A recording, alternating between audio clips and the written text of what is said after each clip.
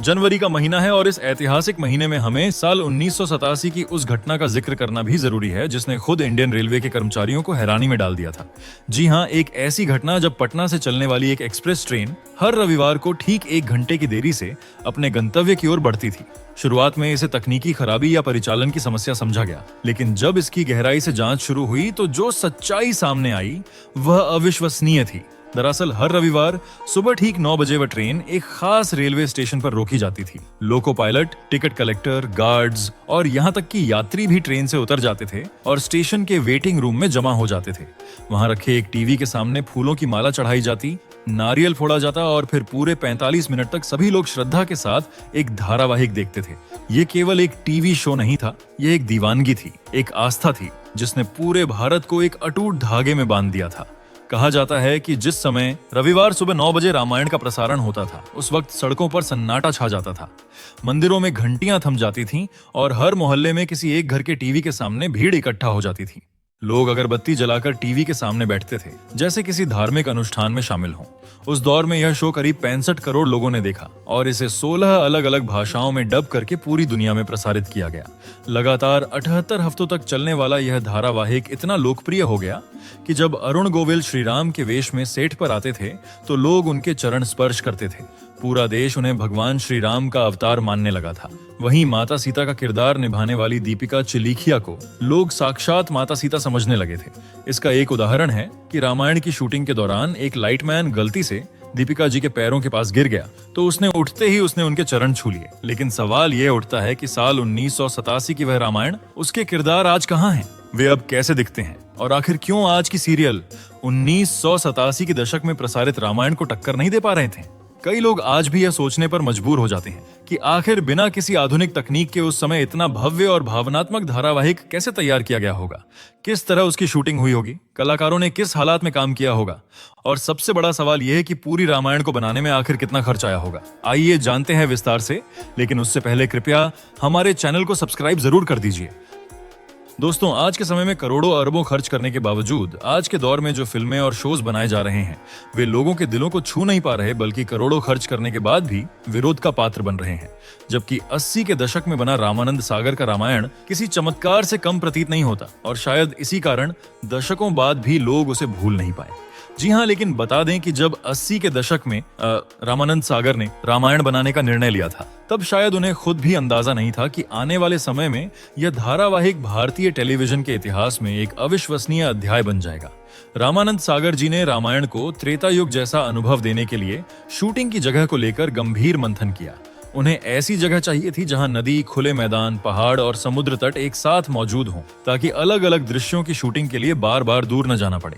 तभी कुछ समय बाद, काफी खोजबीन के बाद, आखिर में गुजरात के छोटे से शहर उमरगांव को रामायण की शूटिंग के लिए चुना गया, जो हर नजरिए से देखने पर रामायण के लिए बिल्कुल परफेक्ट था। बता दें, उमरगांव में छोटी आबादी रहती थी, गांव भी छोटा था, इसलिए इसी शांत जगह पर पूरे 550 दिनों तक कलाकारों और क्रू मेंबर्स ने एक साथ रहकर इसी स्थान पर रामायण के कुल 78 एपिसोड शूट किए।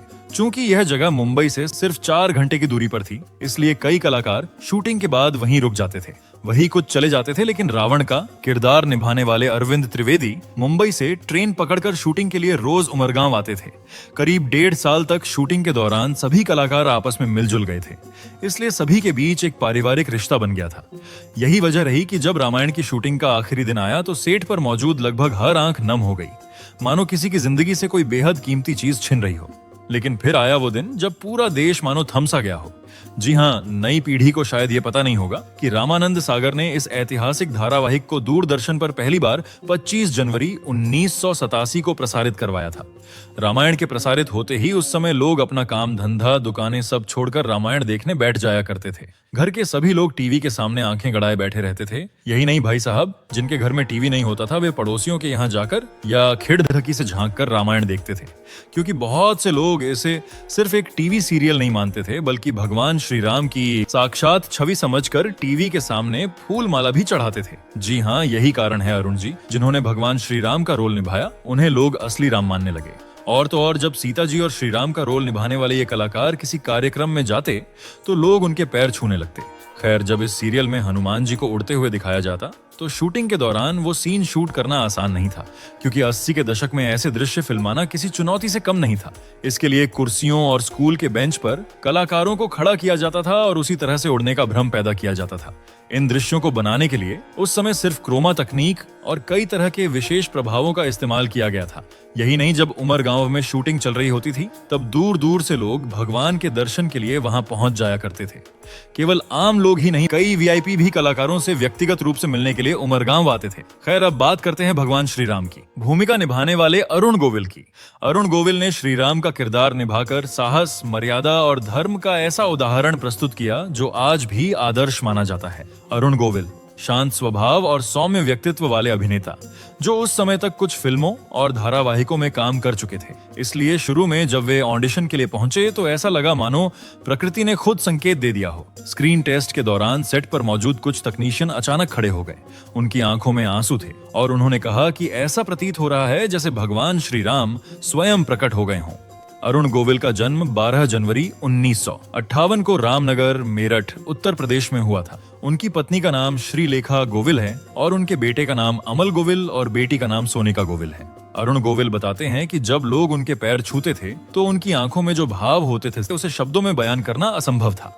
रामायण के बाद उन्हें कई बड़ी फिल्मों के प्रस्ताव मिले, लेकिन उन्होंने कहा कि अब वे श्री राम बन चुके हैं और किसी और किरदार में उन्हें देखकर लोग आहत होंगे। इसी वजह से वे फिल्मी जगत से दूर हो गए। लेकिन साल 2021 में उन्होंने भारतीय जनता पार्टी ज्वाइन की और आज वे लोकसभा सांसद हैं।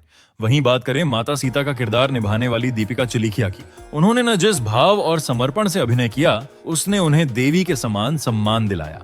जब वे पहली बार साड़ी, सिंदूर और झुकी पलकों के साथ पर्दे पर आईं तो लोगों ने उन्हें किरदार नहीं बल्कि जनक नंदिनी सीता मैया मान लिया। यही कारण था कि असल जिंदगी में लोग उनके भी चरण छूते थे और महिलाएं उन्हें देखकर भावुक हो जाती थीं।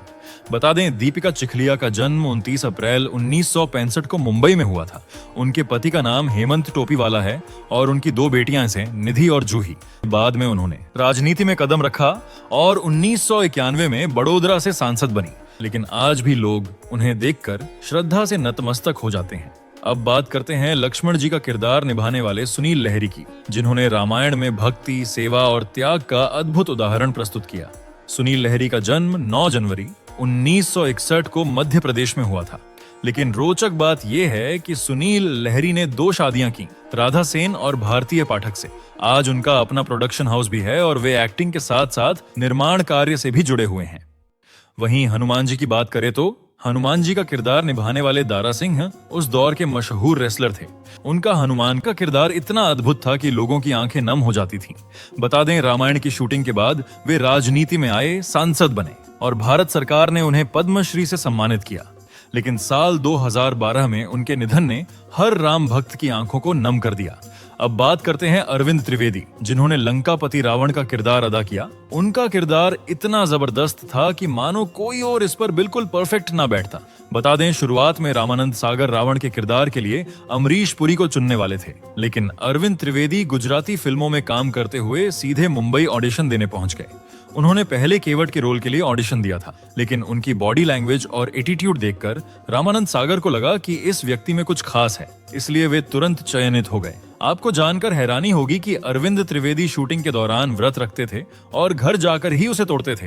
रावण के रूप में अरविंद त्रिवेदी ने खलनायक को भी विद्वान और शक्तिशाली रूप में प्रस्तुत किया। रामायण में अद्भुत प्रस्तुति देने वाले अरविंद त्रिवेदी बाद में सांसद बने, फिर सेंसर बोर्ड के चेयरमैन रहे और 6 अक्टूबर 2021 को 82 वर्ष की उम्र में उनका निधन हो गया।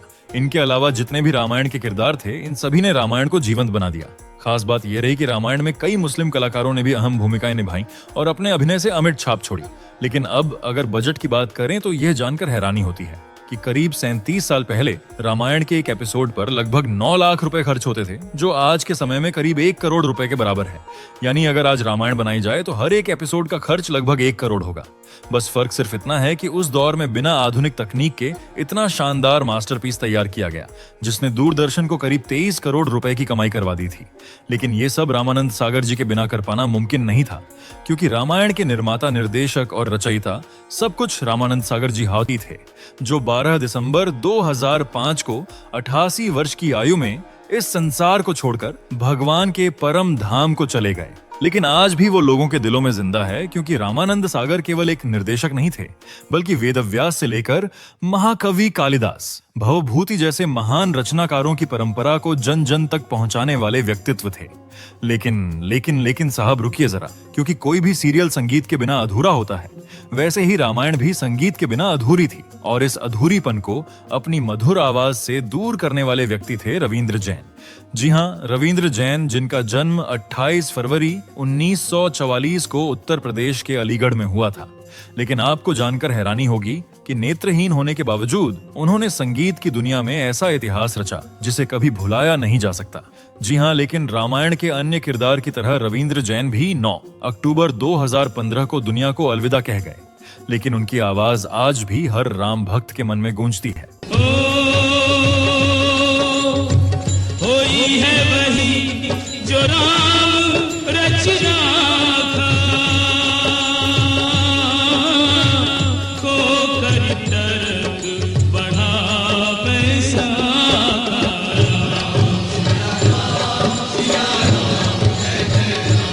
तो दोस्तों, कैसी लगी जानकारी नीचे कमेंट में बताइए। साथ वीडियो को लाइक और शेयर करना ना भूलें। और हाँ, चैनल पर नए हो तो हमारे चैनल मिस्ट्री ऑफ आर्यावर्त को सब्सक्राइब कर बेल आइकन भी दबाते जाए। तो मिलते हैं अगली वीडियो में। जय हिंद, जय भारत।